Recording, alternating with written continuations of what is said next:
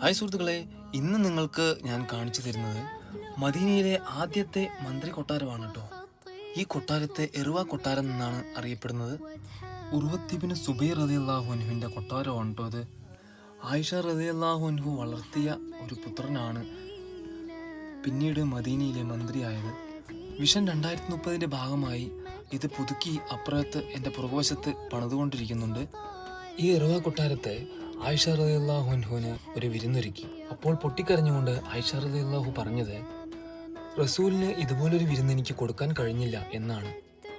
സുഹൃത്തുക്കളെ, ഇതിൻ്റെ ലൊക്കേഷൻ വന്ന് മദീനയിലെ മലയാളി ഹോട്ടലായ ബിരിയാണി സ്പോട്ട് ഹോട്ടലിൻ്റെ വഴിയിലേക്ക് തിരിയുന്ന ഓപ്പോസിറ്റ് റോഡിലാട്ടോ ഈ കൊട്ടാരമുള്ളത്.